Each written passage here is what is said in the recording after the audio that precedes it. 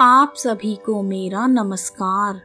आज मैं आप सभी के समक्ष कार्तिक मास के महात्म्य का पहला अध्याय प्रस्तुत कर रही हूँ। सबसे पहले आप सभी को कार्तिक मास आरंभ होने की हार्दिक शुभकामनाएं। कार्तिक मास आश्विन मास की पूर्णिमा से ही आरंभ हो जाता है। कार्तिक मास वर्ष भर में आने वाले 12 मासों में सबसे अधिक महत्वपूर्ण है। यह मास श्री हरि विष्णु भगवान जी को अत्यंत प्रिय है। इस पवित्र मास में भक्तजन विभिन्न प्रकार से विष्णु भगवान को प्रसन्न करने के लिए व्रत का पालन करते हैं। कार्तिक मास में मंदिरों में रात्रि जागरण करवाए जाते हैं तथा ब्रह्म मुहूर्त में प्रभात फेरियां निकाली जाती हैं। कार्तिक मास में केले तथा तुलसी के पौधे का दान करना विशेष रूप से फलदायी माना गया है।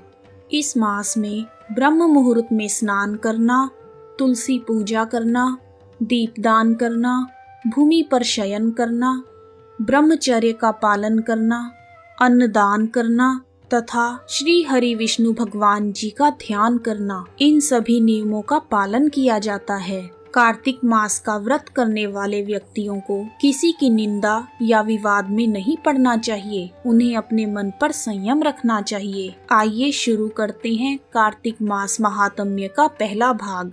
मैं सिमरू माता शारदा, बैठे जिह्वा आए, कार्तिक मास की कथा, पढ़े भक्त हर्षाय।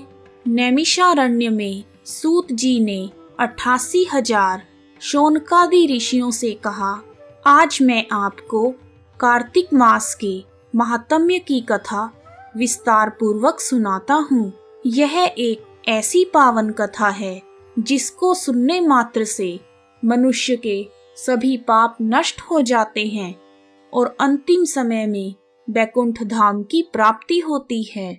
सूत जी ने कहा, श्री कृष्ण भगवान से अनुमति लेकर ब्रह्मा जी के मानस पुत्र देवर्षि नारद के जाने के बाद सत्यभामा प्रसन्न होकर भगवान श्री कृष्ण से बोली, हे प्रभु, मैं धन्य हुई, मेरा जन्म सफल हुआ। मुझ जैसी त्रैलोक्य सुंदरी के जन्मदाता भी धन्य हैं।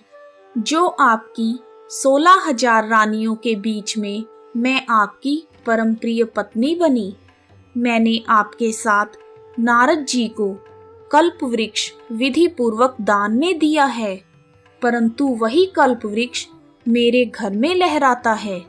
यह बात मृत्युलोक में किसी भी स्त्री को ज्ञात नहीं है। हे त्रिलोकीनाथ, मैं आपसे कुछ पूछना चाहती हूँ।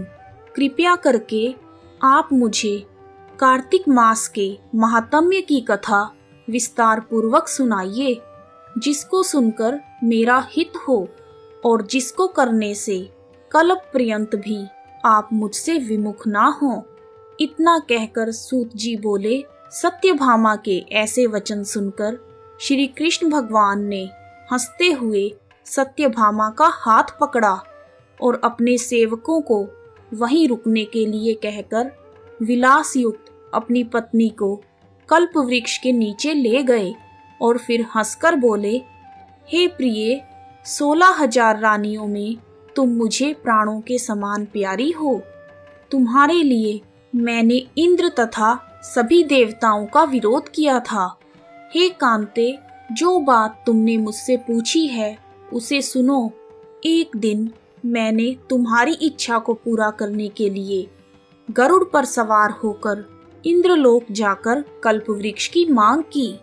इंद्र द्वारा मना किए जाने पर इंद्र तथा गरुड़ के बीच घोर संग्राम हुआ और गोलोक में भी गरुड़ जी का गौओं से युद्ध हुआ। गरुड़ की चोंच के प्रहार से गायों के कान एवं पूंछें कटकर गिरने लगी, जिससे 3 वस्तुएं उत्पन्न हुई। कान से तंबाकू, पूंछ से गोभी और रक्त से मेहंदी बनी। इन तीनों का प्रयोग करने वालों को मोक्ष नहीं मिलता। तब गौओं ने भी क्रोधित होकर गरुड़ पर वार किया, जिससे उनके 3 पंख टूटकर गिर गए पहले पंख से नीलकंठ, दूसरे पंख से मोर और तीसरे से चकवा चकवी उत्पन्न हुए। हे प्रिय, इन तीनों का दर्शन करने मात्र से ही शुभ फल प्राप्त हो जाता है। यह सुनकर सत्यभामा ने कहा, हे प्रभु, कृपया मुझे मेरे पूर्व जन्मों के विषय में बताइए कि मैंने पूर्व जन्म में कौन से ऐसे दान पुण्य नहीं किए, मेरा स्वभाव कैसा था, मेरे जन्मदाता कौन थे और मुझे मृत्यु लोक में जन्म क्यों लेना पड़ा, और मृत्यु लोक में आकर मैंने कौन सा ऐसा पुण्य कर्म किया था जिससे मैं आपकी अर्धांगिनी हुई। श्री कृष्ण ने कहा, हे प्रिय, अब मैं तुम्हें तुम्हारे पूर्व जन्म में किए गए पुण्य कर्मों का विस्तार पूर्वक वर्णन करता हूँ, उसे सुनो। पूर्व समय में सतयुग के अंत में मायापुरी में अत्रि गोत्र में वेद वेदांत का ज्ञाता देव शर्मा नाम का एक ब्राह्मण निवास करता था। वह प्रतिदिन अतिथियों की सेवा, हवन और सूर्य नारायण भगवान का पूजन किया करता था। वह सूर्य के समान तेजस्वी था। वृद्धावस्था में देव शर्मा के घर गुणवती पुत्री का जन्म हुआ। उस पुत्रहीन ब्राह्मण ने अपनी कन्या का विवाह अपने ही शिष्य चंद्र के साथ कर दिया। वह चंद्र को अपने पुत्र के समान मानता था और चंद्र भी उसे पिता की भांति सम्मान देता था। एक दिन देव शर्मा तथा चंद्र दोनों कुश व समिधा लेने के लिए जंगल में गए। जब वह दोनों हिमालय की तलहटी में भ्रमण कर रहे थे, तब उन्हें एक राक्षस अपनी ओर आता हुआ दिखाई दिया। उस राक्षस को देखकर डर के मारे वह दोनों कांपने लगे। उनके अंग शिथिल होने लगे और वे वहां से भाग भी नहीं पाए। तब काल बनकर खड़े हुए उस राक्षस ने उन दोनों को मार डाला।